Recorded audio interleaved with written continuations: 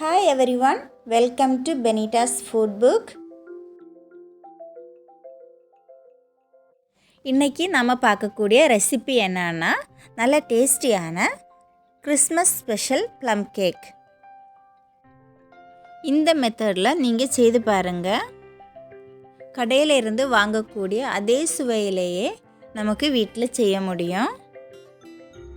இந்த சேனலை first time பார்க்குறீங்கன்னா சப்ஸ்கிரைப் பண்ணிக்கோங்க. கூடவே பக்கத்தில் இருக்கக்கூடிய பெல் ஐக்கானையும் கிளிக் பண்ணிக்கோங்க. வாங்க இதை எப்படி செய்கிறதுன்னு பார்க்கலாம். ஃபஸ்ட்டு நமக்கு ட்ரை ஃப்ரூட்ஸ் எல்லாம் சோக் செய்து எடுக்கணும்.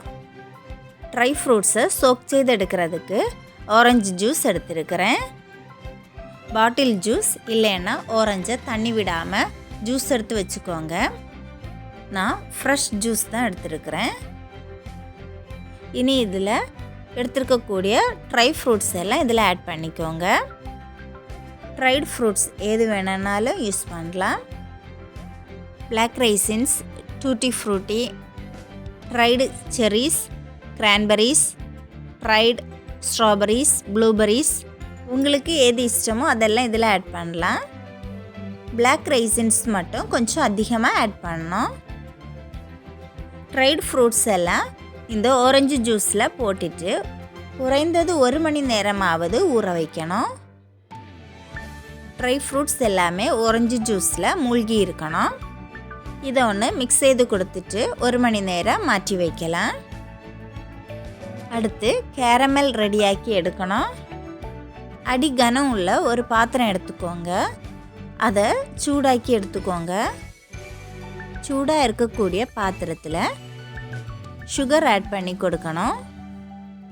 1.25 கப் சுகர் எடுத்துருக்கிறேன். இந்த சுகரை கொஞ்சம் கொஞ்சமாக பேனில் போடணும்.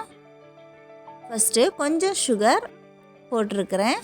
அது லைட்டாக ப்ரௌன் கலர் வர ஸ்டார்ட் செய்த பிறகு அடுத்து கொஞ்சம் சுகர் ஆட் பண்ணலாம். மீடியம் ஃப்ளேமில் வச்சுக்கோங்க. லைட்டாக ப்ரௌன் கலர் வந்ததுக்கப்புறம் மீதி இருக்கக்கூடிய சுகரையும் ஆட் பண்ணலாம். இது ப்ரௌன் கலர் ஆயிடுச்சு. இனி தீயை கொஞ்சம் கூட்டி வச்சுக்கோங்க.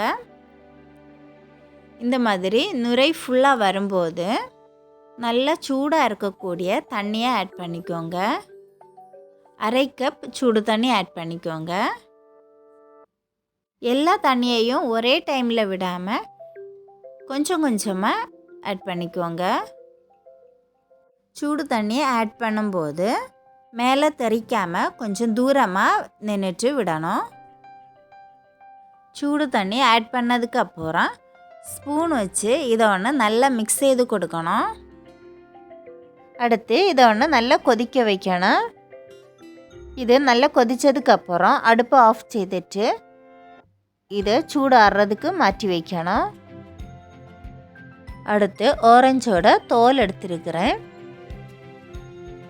இது ஆப்ஷனல் தான், உங்களுக்கு வேணும்னா சேர்த்துக்கோங்க, இல்லைன்னா ஸ்கிப் பண்ணிக்கோங்க. 1 ஸ்பூன் அளவுக்கு எடுத்துக்கோங்க. அடுத்து பட்டை, கிராம்பு, ட்ரைடு ஜிஞ்சர், ஏலக்காய், ஜாதிக்காய் எடுத்துக்கோங்க. இதை எல்லாத்தையும் ஒரு மிக்ஸி ஜாரில் எடுத்துக்கோங்க. ஜாரில் தண்ணி இருக்கக்கூடாது, நல்லா துடைச்சி எடுத்துக்கோங்க. இந்த மசாலா எல்லாம் ஆட் பண்ணிவிட்டு கொஞ்சம் சுகர் ஆட் பண்ணிவிட்டு இதை நல்லா பொடிச்செடுக்கலாம். இதை நல்லா பொடிச்செடுத்தாச்சு. அடுத்து 3 முட்டை எடுத்துக்கோங்க. முட்டை ரூம் டெம்பரேச்சரில் இருக்கணும். அடுத்து 100 கிராம் அளவுக்கு பட்டர் எடுத்துக்கோங்க. பட்டரும் ரூம் டெம்பரேச்சரில் இருக்கணும். முட்டையையும் பட்டரையும் சேர்த்து நல்லா பீட் செய்து எடுக்கலாம். இதில் 1/4 டீஸ்பூன் வெனிலா எசன்ஸ் கூட ஆட் பண்ணி பீட் செய்து எடுக்கணும். அடுத்து 2 கப் மைதா மாவு எடுத்துக்கோங்க. இதை 3 தடவை சலிச்சு எடுத்துக்கோங்க. 1 teaspoon baking powder, 1/4 teaspoon baking soda எடுத்துக்கோங்க. இதையும் சலிச்சு மாவில் ஆட் பண்ணிக்கோங்க.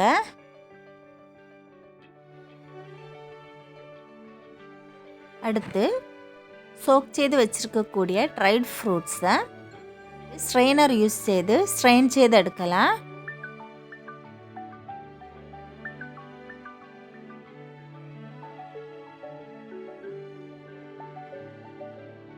இந்த ட்ரைடு ஃப்ரூட்ஸில் கொஞ்சம் மாவு ஆட் பண்ணி மிக்ஸ் செய்து எடுக்கலாம்.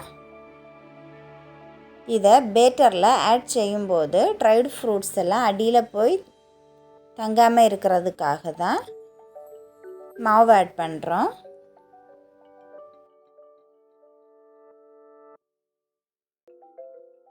அடுத்து பீட் செய்து வச்சுருக்கக்கூடிய முட்டையில் மாவு கொஞ்சம் ஆட் பண்ணிக்கோங்க.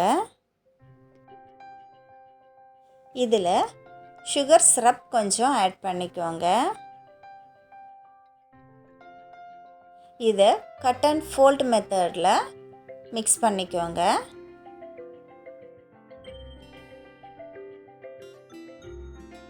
மீதி இருக்கக்கூடிய மாவையும் சுகர் சிரப்பையும் ஆட் பண்ணி மிக்ஸ் பண்ணலாம். நல்லா சாஃப்டாக தான் மிக்ஸ் பண்ணணும். சுகர் சிரப் ஆட் பண்ணும்போது பேட்டருக்கு நல்ல கலர் கொடுக்கும்.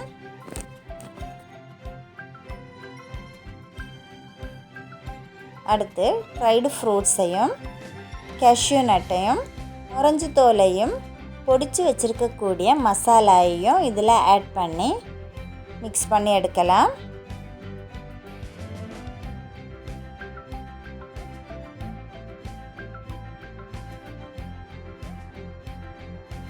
பேட்டர் நல்ல தண்ணி போலவும் இருக்கக்கூடாது, ஹார்டாகவும் இருக்கக்கூடாது. இந்த மாதிரி கன்சிஸ்டன்சியில் இருக்கணும். அடுத்து ஒரு கேக் டின்னில் பட்டர் பேப்பர் வச்சுட்டு பேட்டரை இதில் ஆட் பண்ணலாம். கேக் டின்னை ஏர் பபிள்ஸ் இல்லாமல் ஒன்று டேப் செய்து எடுக்கணும். அடுத்து இது மேலே கேஷ்யூ நட்டையும் ரைஸினையும் ஸ்ப்ரெட் பண்ணிக்கோங்க. இனி நமக்கு ஓவன் செட் செய்து எடுக்கலாம். அதுக்கு ஒரு பேன் எடுத்துக்கோங்க. அதில் ஒரு ஸ்டாண்ட் வச்சுட்டு பேனை மூடி வச்சுட்டு 10 நிமிஷம் லோ ஃப்ளேமில் சூடாக்கிக்கோங்க. 10 நிமிஷம் ப்ரீஹீட் பண்ணதுக்கப்புறம் கேக் டின்னை இதில் வச்சிடலாம்.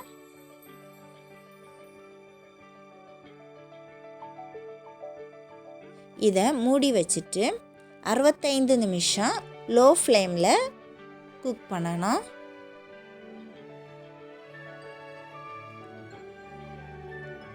இது இப்போது 60 நிமிஷம் ஆயிடுச்சு. வெந்திருக்கான்னு பார்க்கலாம். நடுவில் கொஞ்சம் வேகாத மாதிரி இருக்குது. அதனால் ஒரு 5 நிமிஷம் கூட இருக்கட்டும். 5 நிமிடம் கூட ஆயிடுச்சு. இனி வெந்திருக்கான்னு பார்க்கலாம்.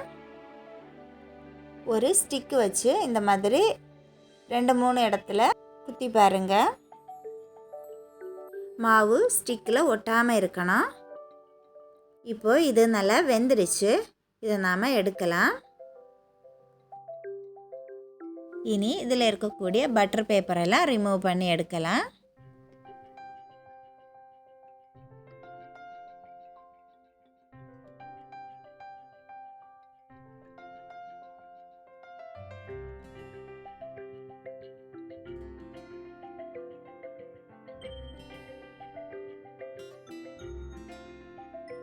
இந்த கிறிஸ்மஸ்க்கு இந்த மாதிரி ட்ரை பண்ணி பாருங்கள். இது செய்த அடுத்த நாள் இல்லைன்னா அதுக்கு அடுத்த நாள் சாப்பிடுவதுக்கு தான் நல்லா இருக்கும்.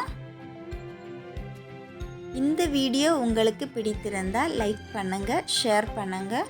பெனிட்டாஸ் ஃபுட் புக் சேனலை சப்ஸ்கிரைப் பண்ணுங்கள். தேங்க்யூ.